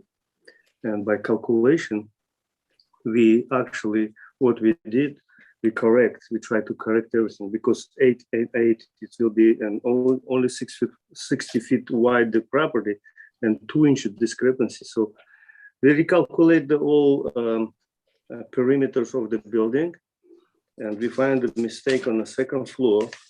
If you original depth of the building was 2 inches, 42 feet 2 inches by 67, it gives you 2,959 square feet. 2,959 square feet. So it was a mistake. That's why we calculate and we come out with 2,700 square feet. And so, Wait, before you go on, I just want to understand that. So you're saying the yeah, width if you of look the, at the you dimension take of the second floor, no, just to understand. The width of the lot is what? 60 feet. 60 feet. So you took 8 feet from each side yard, Yes, required. Yeah, so right? it That got was you 16 feet. Yeah. It Right? gives me 44 feet clear. 44 feet even. So that's what you Yeah. did. But is it actually built? Is that an as-built? Yes, because I checked before we checked. It was discrepancy, but by calculation, my point is, if you calculate 44 times 67, it gives you 2,900 square feet. Mhm. You know, and that's why when we did our design and we redesigned the second floor, if you saw that shape, new shape is with indentations and setbacks of 18 inches on each setback. So that's why we come up with 2,796 square feet with all deductions and all this stuff. Mhm. Okay. Okay, so, but to just clarify, can you provide us, as I said before, with floor area calculation diagrams? That's what I will do for next hearing. Yes, definitely. I will do a breakdown for each floor with the zoning floor diagrams, with all dimensions. So you will be, I will be clear then this way. Okay. And in addition to that, because I think those things go hand in hand, he can also more clearly demonstrate retention of walls. Okay, yes. Sure. So the next question, Wait a second, with respect to retention of walls, they really need to be retained. So when you go on site, So you should show yeah, us retained walls. yeah, but that's what I want to do. When we order the as-built survey, I will make sure so surveyor will show all dimensions. Okay. next question. Mhm. The next question was NB or Alt 1. This is an Alt 1 application, but it is a substantial improvement, correct, Boris? Yes. So that those plans that were on Friday, the DOB had told us to make the bottom a crawl space. So it was just showing that the bottom will be a crawl space instead of a cellar. But we'll resubmit that next time and clarify. Okay, so underneath the lifted first floor is crawl and not a cellar. Yeah, because of substantial improvement in flood zone. And also, I remember you mentioned what is the shaded area? Oh, that's the next question. Oh, that's the next one. You can answer it. Dashed, dashed yeah, area. dashed area. So dashed area is presented as a existing to remain, existing footprint to remain, especially in the cellar floor, Right. which is becoming crawl space in the end. Okay.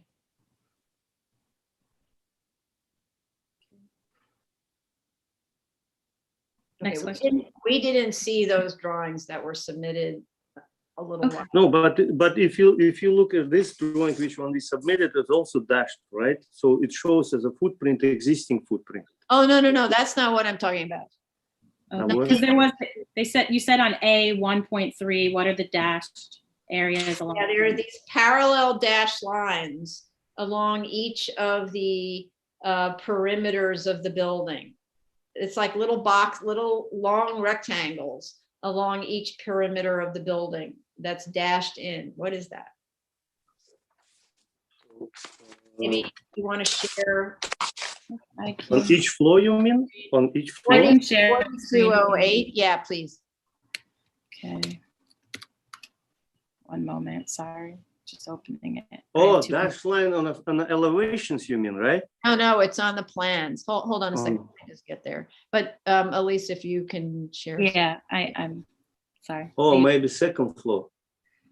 Yeah, I think it's on it's actually, I think, on the roof plan. On the roof. It's loading, 1 minute. It's, Oh, yeah, Madam Chair, the- are site you referring plan. to double dashed line? Are you referring to the double dashed line? Yeah, it's also on ZD 001.03, which is the first page of your proposed plans, formally. Right, it's at the site plan level.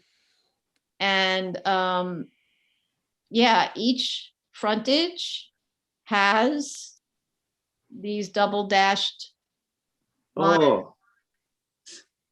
This may be a little confusing. Maybe we will revise this because the You double see? dash line, it shows what is a new part.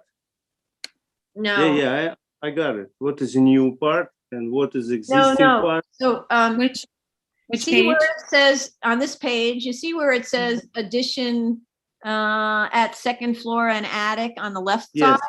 Then Yeah, a yeah, little yeah, bit to the left of that, there's a box. That, exactly. What is that? Yeah, that's actually, it was divided, what is existing, what is addition, and what is has to be changed. So maybe we'll revise this too, so to make it clear. Yes, Because please.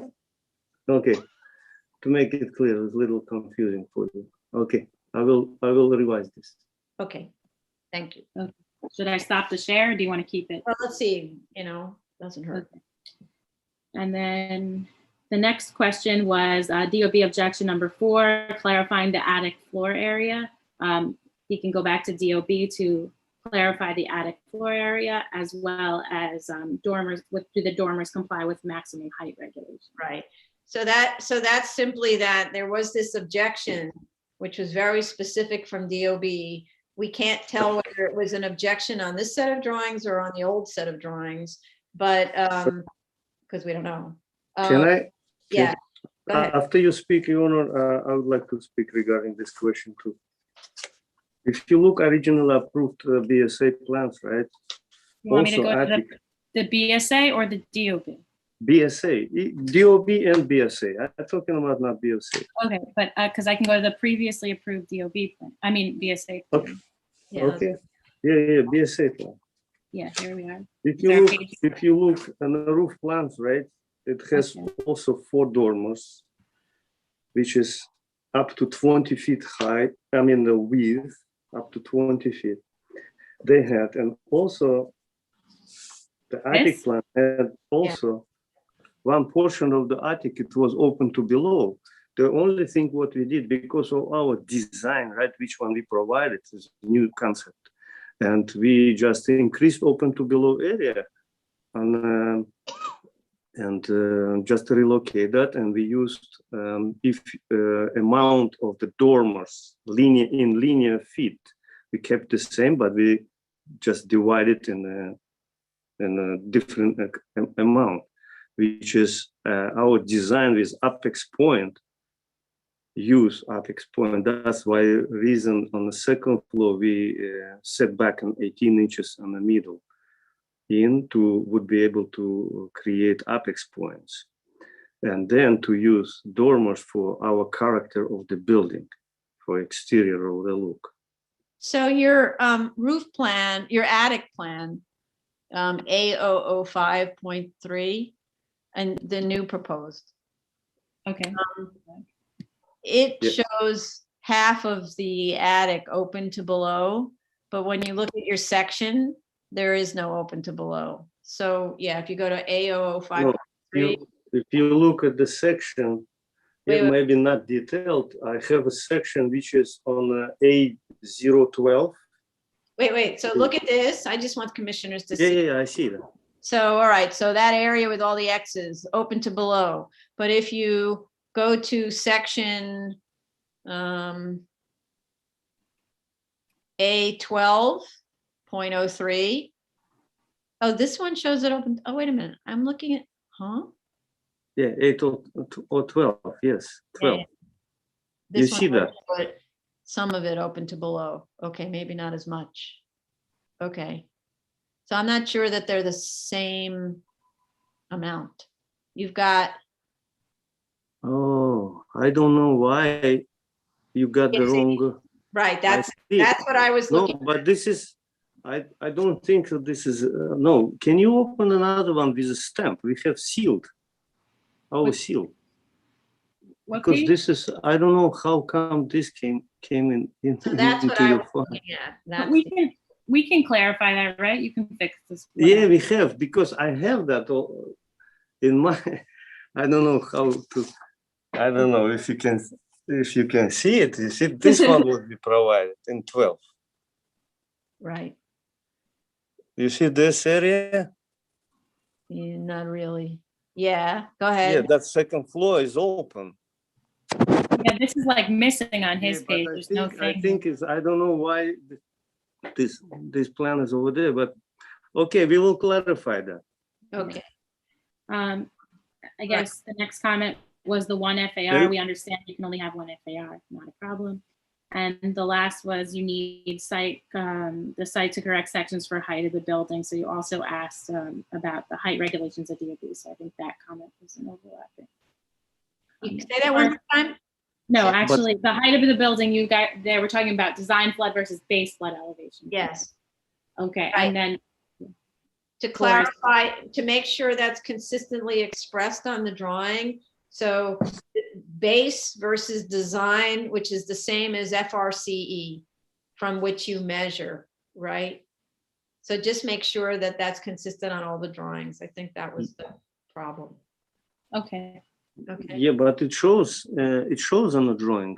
It does show, but not necessarily consistently. As you see, we get all different sets of drawings. I see now. I see you have all different sets. That's why it's confusing. So just the drawing that gets resubmitted, if you could please make sure it's exactly what you want us to be seeing. Absolutely. And then with Absolutely. respect to the bubbling, so, for instance, does this have bubbles? Yeah, this one, stop. Yeah. This one has a clear bubble that you added a balcony, right? Okay, easy. You added a balcony, and then there should be a little notation list that says drawing whatever this is, balcony added, and it should have a little what we used to call caret, little triangle. Should I put these notes right on the plan? You can do that too. That's usually that's the old days what you did. You put it right on the drawing, right? Okay. So that's really easy. What? I just want to add that there is an administrative notice on how they like to see it, and I will be sending that to you. Yes. Okay. So there's the administrative notice because most people don't know anything for some reason about bubbles. But for people who are accustomed to working with bubbles, you also put the notation on the drawing. So there's the cloud, a little triangle with a number in it, and in the I see. lower I right-hand see, yeah. corner, it says added balcony, number 3, like that. Like we do for architectural drawing for DOB. There you go. So I don't understand. Here we No, are. but because, because it's specific for BSA, specific form, that's what we use. So that's part of the problem is the Okay. BSA has architects and engineers reviewing drawings. So because we're reviewing the drawings and they're using a convention that's not the convention, we get lost. So please. I see. DOB Now I got it. Yeah. I will provide it. Okay. For me, it's much easier because I have this drawing and I'm creating another drawing for BSA. Right. Otherwise, I will just put it in. Yeah. But the thing about, I just want to add, the thing about DOB drawings is sometimes they have a lot of details that the BSA doesn't want to. Yeah, but I understand. Yeah, I understand. For BSA, we will provide this, but illuminate another one. So no problem. But, going forward, at least maybe, I don't know whether you can explain this to your client, to your architect aspect of the client, is they could use their DOB drawing and just put all the other details like the window schedule and the door schedule and all that stuff on another layer, which it usually is anyway, and just not show us that layer. Then it's one drawing and there's a BSA layer and this is totally different than the way it used to be, where indeed you have to draw it twice. Absolutely. And I can bring that up, and I just don't want to overwhelm you with hundreds of, because I've had people submit to me like shocking drawings. Well, they're not shocking. They're very informative, but they can drop a lot of that information out, by just subduing that layer. Okay. Anyway. All right. Anything else? I think that's all the questions, unless you have any we didn't mention. No. And can I? Yeah, go ahead. Because, when you brought these comments, right, you mentioned about the roof, which one you said, why we create this apex point or what? Can you explain to me? Okay, yeah. So part of the thing is you're showing this triangular dash lines to indicate that you're somehow complying with the dormer and the apex rule. Yes. We can't take the time to review whether that's compliant. So that's why we want DOB to sign off on that, just like they're going to sign off on the attic floor area, because they had a specific objection about the set of drawings that had an attic, which they declared to be entirely floor area. So the shape of your attic, of your roof, runs to whether they consider that to be floor area according to. I understand. Right? So that's why. That's the confusing part is here like this. I went to DOB, right, with plan examiner, and I explained all my drawings, and he said, I like the idea what you did, but I need BSA approval for this because you went through BSA. So my question is, they're not gonna approve, but maybe you want something in writing? Yeah, so the easiest is a ZRD1. You're going for a zoning determination about whether the roof line as you propose it, and the floor space in the attic. I understand. Yeah, So, right. Okay, you want something in writing, no problem. So we'll do that. Okay. All right, so let's go to the public.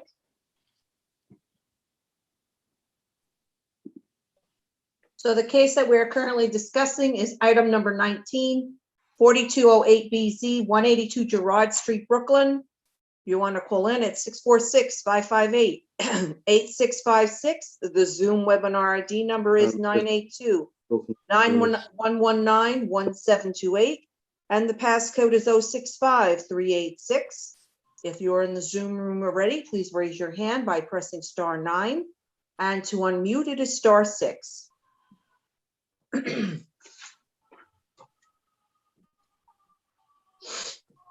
Okay, so how much time while we wait to see if anyone is calling in on this? Again, there are several people in the waiting room. If you want to speak on this, please raise your Zoom hand. Ooh, and I'm in a hearing, a zoning hearing. I'm going to mute Mr. Abdullah. Oh, there we go. Okay. No, it's me. That's you with the. I live on 79th Street. It's quite Loud. A busy street, okay. And there's also one person in the waiting room who called in. If you want to speak on this, then please raise your hand with *9. This is 4208 BZ, 182 Gerard Street, Brooklyn. Right. Okay. So how much time to respond to these questions? Oh, but, and obviously to allow time to get your ZRD1 from DOB. So Boris, how long do you think it takes to get a ZRD1 back? A month? ZRD1, it will be a little bit more complicated, but I will try to get in like 3-4 weeks. Okay, so should we say 6 weeks to submit to allow time? I think much earlier, so 4 weeks it will be enough if we can submit. Okay, think that's realistic? I just don't want to have you, the reason I'm asking is I don't want to give you 4 weeks and then we have to adjourn it. Because if we adjourn it, it'll be much further than 4 weeks. Okay, just in case, then what would you suggest? I will accept. If they think that 6 weeks is the to be safe, then Okay. go with the best. Okay, let's do that then. We don't want, the point is Let's that do that. this Yeah, I client is understand. anxious to build because, you know, it's just his roof, so he doesn't want to just leave it open. Well, But it's we not- want to get it done. Yeah. It's apparently not just his roof. There's a stop work order that has to do with using steel instead of frame construction. And I don't know what's going on with that. So is that part of your project or that's Mr. Abdurrahmanov? Is that part of your project or is that from the previous? That was, you know, when we got into this job, right? We find out previous engineer did this in praise the structure because while they doing first and second floor, he doesn't want the building will be like shaking or moving, just for bracing purposes. And then they told us when you provide the design or we readjust those one or we remove or whatever needs to be done. Because you see, usually when it's concrete floor, they do right, and then it become reinforced an entire like envelope, right? But attic floor, which is roof, I mean ceiling of the second floor, is not even reinforced. That's why they want. Structural engineer was worried about, and he said just leave this other brace for bracing purposes. But inspector came, he said, listen, not according to plan, so we understood that, so we're working. Okay, so there may be more things going on with the structural engineer that doesn't have to do with the timing on this is what I'm trying to say. In other words, you have a stop work, so. Okay. Okay, we'll do it. Okay, thank you very much. Appreciate your attendance, makes it a lot easier. Okay. Thank you very much for you. Thank you. It was a pleasure. Thank you. Bye.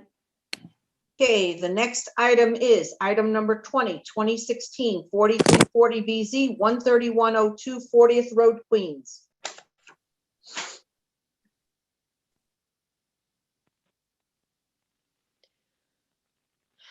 Mitchell Ross for the applicant.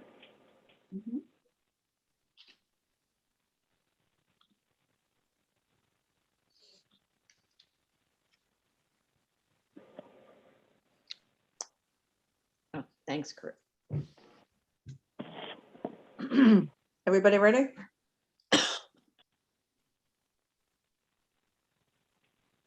Mr. Ross, your team is in? Yes, I have the architect, Ning Liu, and I have the aeronautical engineer. Mr. Pittman, okay. Everyone, please unmute. Miss Liu, please unmute. Miss Liu, please unmute. I apologize. Sure. Okay. Raise your right hand. Do you affirm to tell the truth, the whole truth, and nothing but the truth in your testimony before this board and to respond honestly to board member questions? Yes. Miss Liu? Yes. Okay. Please proceed, Mr. Ross. Okay, we've listened to the review session. By and large, the questions have to do with the architect, so the architect is here. For my part of it in the statement, in the general special permit findings, I will readdress 7303, given the increase in the building envelope. I'll talk about it specifically and refer to the area character and the radius diagram of what's there. Ms. Liu is there to take any questions that you have. Yes, hi, this is Ning Lu, architect. Thank you, Honorable Chair and the commissioners for listening to us case today. First, I want to give a little bit of background. I am not the original architect for the job, and I took over the job a couple of years ago. While preparing for the amendment to the original approval for this case, we have tried to be as consistent as possible to the original approved plan back in 2018. So thank you for pointing out the different interpretations of the height from the original approval, which is to remove NGBD reference and have NAVD 88 referencing to AMSL. Now we understand, Chair, you had referenced a lot of the FAA opinions. We really appreciate that. And we can make those revisions as per current interpretation as per directed, and we should be able to turn around very quickly. And then a few items that was raised in the comment review. One of them is, so first there's this height issue, right? So one of the question is the survey showed a 8-foot plus minus, and the grade level showed a 12-foot. So I just want to clarify a little bit. This is a triangle lot. The only frontage is at the southeast corner, which is facing the public street. And the average curb level is in referring to right at that intersection. So it's a very small frontage of the site. And the whole site, majority of site is private, and it's in the back, and the whole land raises up from the front to the back. So again, I took over the job, so the original architect, how he interpreted the grade, I cannot make assumptions. But when I reached out to FAA asking for a revised increased height, the FAA told me that the grade level is 12, and we took the FAA's grade level 12. Now I look back, I think that 12 was in original approval and also was in all the old drawings from the prior architect, and that number is actually from a preliminary flood insurance rate, a old flood insurance rate map. That is 12 is a base floodplain. And we actually revised the base floodplain because we realized there's a new flood insurance map released. So we use the new number, which in the drawings you can see. If the honorable chair, I know that you pulled out ZD1 from the DOB, and that 12.9 is based on the new flood insurance rate. And then we want to make sure the building has the right design floodplain. That's why we made that change in the DOB filings. But that 12 at grade could be from the old architect, how he assumed that. And then because FAA told us so we kind of inherited, we figured it's an amendment to old plan, and we did not want to make major changes, including interpretations of the height. So that's in regards to the elevation. I just want to briefly go through that. And then for other notations like the bubbles with numbers, I apologize that I did not realize that I have to mark each one with numbers. I will make sure that I do that in the resubmission. And then the other items I believe talk about the FAA allowances and things. So I will work closely with the air and flight engineer and have him, I should be turning around probably within a week, and then review with him in the next week on any other items. But one item I do want to get clarification is, as Chair, you had mentioned about the surveyor. So I will reach out to the surveyor to make sure that whatever we represented here is correct. And one more item is regarding regarding the reference point. The reason why the amended plan we submitted is a little different, quote, like noting the reference point is really because we got these numbers, and the numbers on the original approval is a little kind of, they are not consistent, it moves a little. So that's why we want to make sure we show more accurately. So we referred every single point to to the FAA reference point number. We thought that's more clear, but according to this hearing, I will make sure that I change it to a simpler version so that everybody could understand better. And again, because we are, I apologize for any confusions that I may have brought to the chair and commissioners, and we will do all our best to try to address every single item that you have raised today. Thank you. Okay, thank you. That was fast. Can you do that 3 times fast? So let's start off with the reference points. In the previous submission and in other cases that we've seen where there are many reference points, the reference points are in longitude and latitude, so there shouldn't be any confusion about where they are on your site, because they're right there on a point of the building that was determined perhaps by Mr. Pittman or by the FAA should be the reference points, right? So those should be able to be easily pinpointed on the drawings. Where is the reference point that must measure no higher than this, right? And so, that we should be seeing that on the site plan and on the elevations, okay? And for the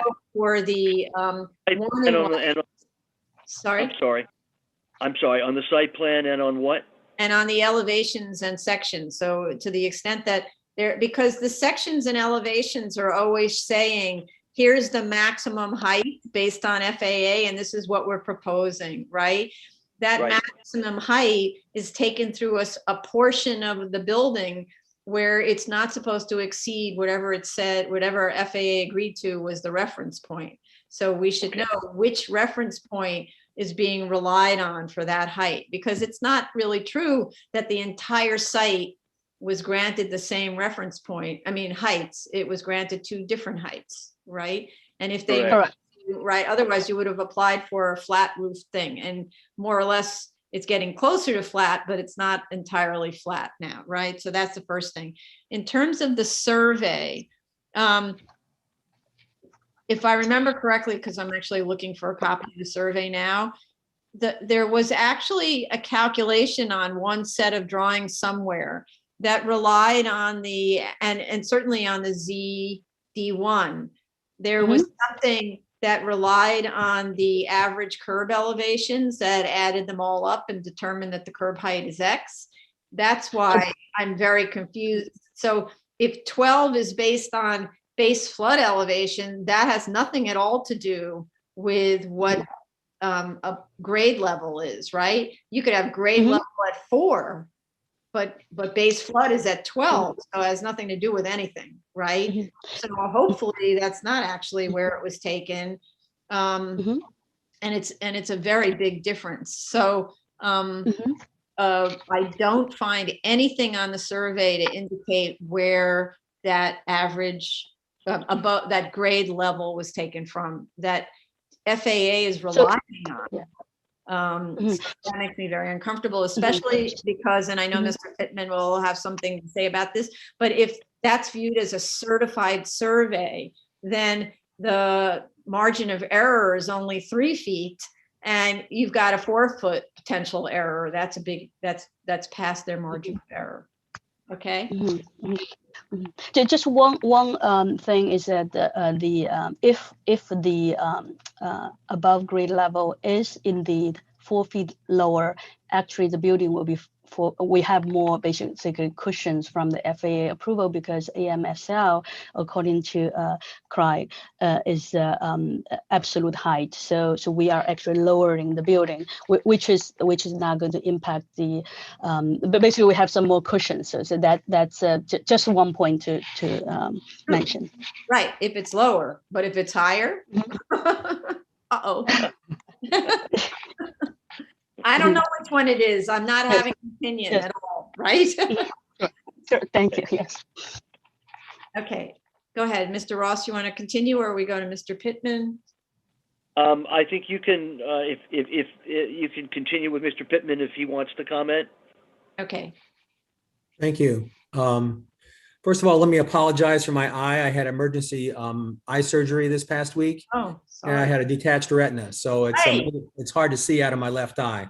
If in regards to the letter that we sent you recently, we compared that to the survey drawing that was submitted with their application. Right. Okay, and so it matched the application that they submitted.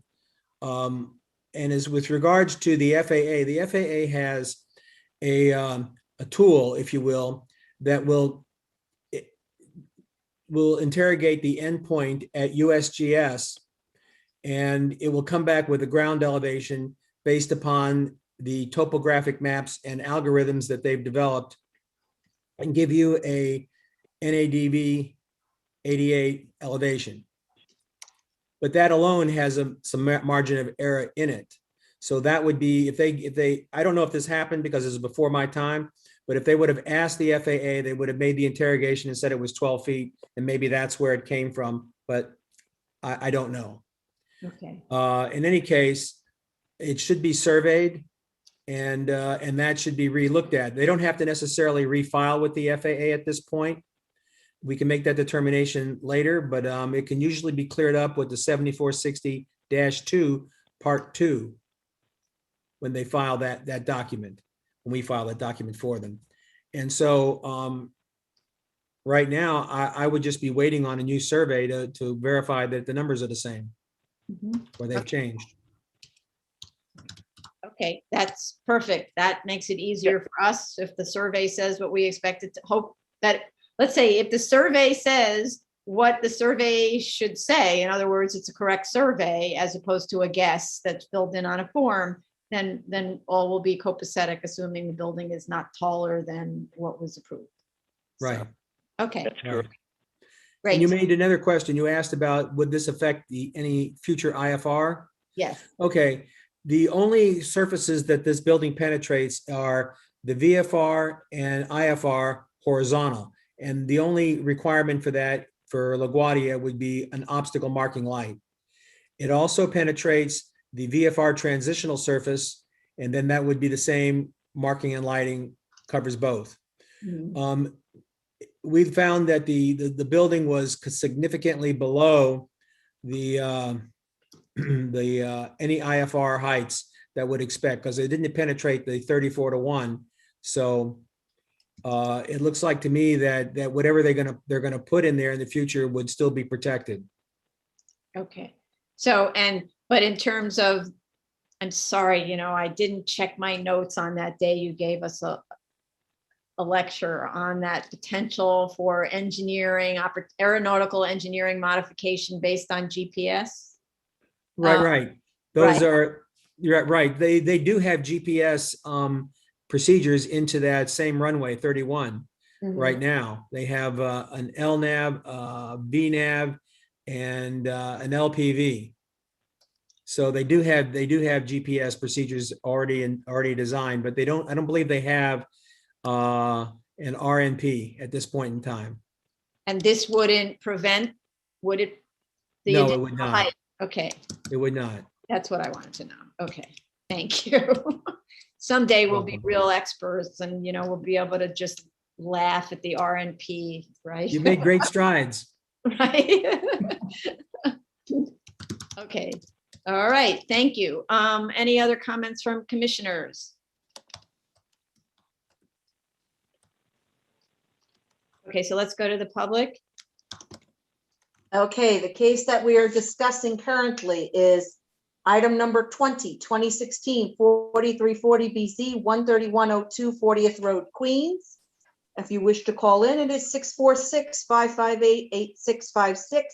Zoom webinar ID number is 982-9119-1728. The passcode is 065, 386. And if you're in the Zoom room already, please press *9 to raise your hand. And *6 to unmute. Okay. There are two people in the Zoom room. If you'd like to speak on this, please raise your Zoom hand. So, Mr. Ross and the collective, probably Miss Lou, how much time to make the changes plus hiring the surveyor to go back out or make corrections to the survey? Well, because of the project priority, we know we can get the surveyor there in sort of double time. And of course, the project is under the pressure. And by the way, I want to thank the board and its staff for how hard it's been working to turn this around. We recognize, what the board's done. So we're hoping to be able to keep that kind of pace. I've asked the architect. The architect can have her end of it done in a week. We think we can get the surveyor to look at things in a few days. That will give Mr. Pittman a week or so to review things. And then hopefully have it to you for your 2-week time period that you need. And we're hoping to have this, be able to be heard in 1 month. Okay, so you're saying 2 weeks to submit? Yes. Okay, all right. All right, we'll make a note of it. Hope your surveyor is as available as you think. Okay. All right, thank you everyone very much. I'm marking 2 weeks to submit. Your patience is certainly not, well, the board understands the complications of the case and the history, and we're doing the best we can. We're trying very hard. Thank you very much. Okay, all right. Okay, is there anything else, Madam Chair? No, is it the last one? Okay, yes, it's the last case. Okay. So this concludes the public hearing for March 22nd, 2021. The 2 p.m. session will resume tomorrow at 10 a.m. Yay. Good night. Good night.